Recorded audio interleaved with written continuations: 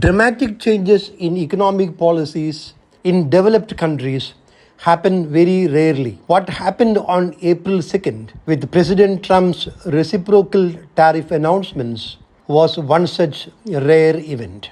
The consequences of this big change in US trade policy can be far-reaching. Welcome to Geojit Spotlight. It was well known that President Trump will raise tariffs on April 2nd. But the actual tariffs turned out to be much higher than expected. US has imposed a 10% baseline tariff on all goods imported to the US and 25% tariffs on all automobiles imported to the US. More important, tariffs have been imposed on all countries. Tariffs on India is 26%. On China, it is 54%. 20% earlier and 34% now. 20% on European Union, 25% on South Korea, 24% on Japan, and so on. It can be argued that tariffs on India is lower than tariffs on other countries. For instance, it is 54% on China, 44% on Sri Lanka, 34% on Bangladesh, 32% on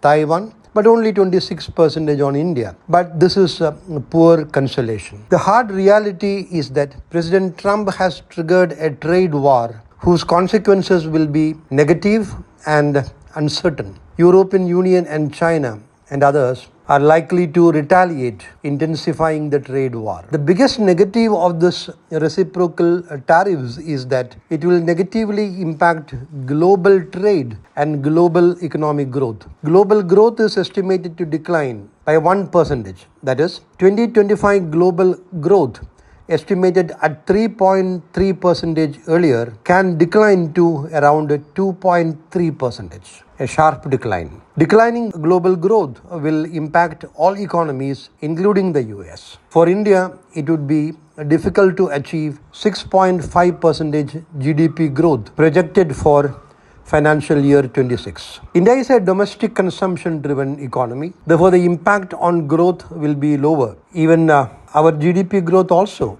despite this, can take a hit of around 0.3%. That is, FY 26 GDP growth is likely to be around 6.2% and not the 6.5% which we had targeted. There will be consequent hit on corporate earnings also. Now let us look at the silver linings among the dark clouds. 1. Indian economy's macros are stable. Growth is the best among large economies. Deficits are under control. Inflation is down to 3.6%, and therefore the RBI and Monetary Policy Committee is in a position to cut interest rates twice or thrice in this rate cutting cycle. 2. FII inflows are likely to come back to India. Dollar has peaked and has started declining sharply. It is likely to weaken again. Weakening dollar is good for emerging markets. Among emerging markets, India is better placed, even in this uncertain times. The important issue is what should be the investment strategy in this time of high uncertainty. Number 1, investors should wait for the dust to settle down. Don't panic.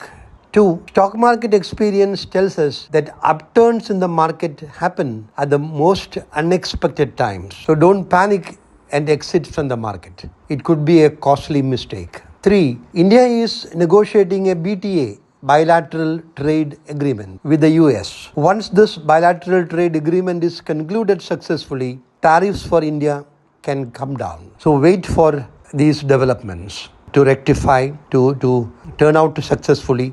It's high possibility that a bilateral trade agreement between India and the US can happen within the next few months. In the short term, focus on domestic consumption sectors. Market is already reflecting the strength of domestic consumption sectors like financials, particularly large banks, hotels, telecom, aviation, cement, digital platform companies, etc. This segment will continue to remain resilient.